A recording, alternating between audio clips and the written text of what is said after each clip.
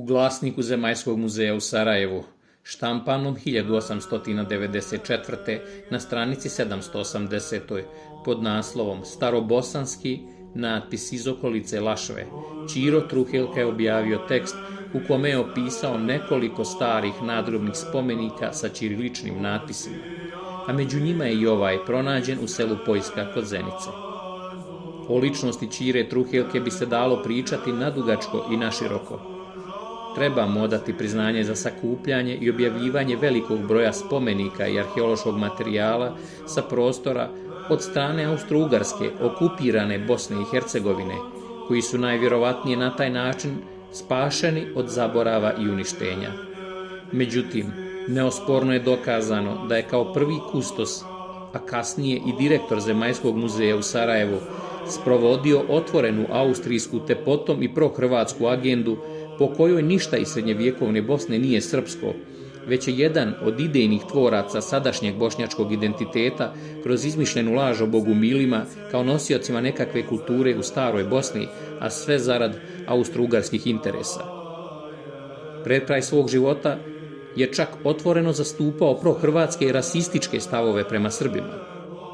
U tom kontekstu treba i posmatrati naziv ovog njegovog rada, koji je nakon toga još 2 puta revidiran, i to prvi put 1943. godine od strane Jakova Krajinovića, a drugi 1970.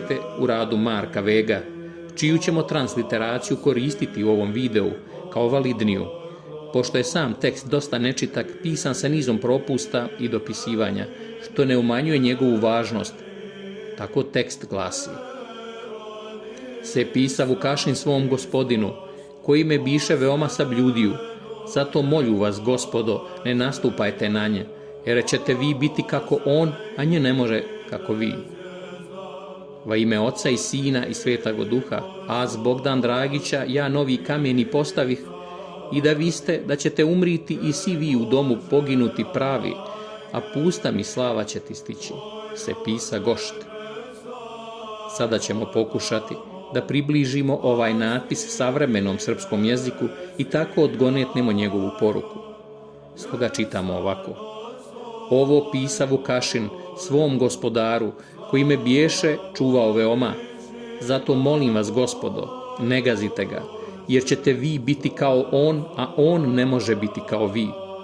U ime Oca i Sina i Svetoga Duha, ja Bogdan Dragića, ja nov kamen postavih, i da znate da ćete umrijeti i svi vi u domu vašem poginuti po pravdi, a pusta mi slava će ti stići. U ranijim videomaterijalima smo objasnili da su srednjevjekovni nadgrobni spomenici izraz velike ljubavi i dubokog poštovanja bližnjih prema pokojniku, a ujedno i mjesto potvrde njihove čvrste vjere u Boga.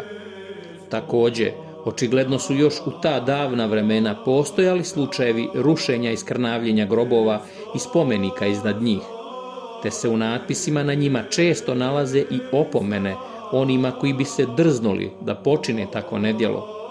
Upravo ovaj mramor je primjer svega navedenog. Šta više, upozorava nas da će oni koji kamen oskrnave umrijeti, i to ne samo oni, već i svi u domu njihovom, te da će im stići pusta slava. O kakvoj slavi ovdje riječ, zapitaće se neki. Možda nekako junačkoj, ali kakva junačka slava može biti kod pljačkaša grobova u tuđoj nesreći? Sasvim je jasno, kao najjasniji dan, da za bilo kog Srbina ne postoji veća kletva od one da mu stigne pusta slava, bez djece i gostiju. Krsna slava.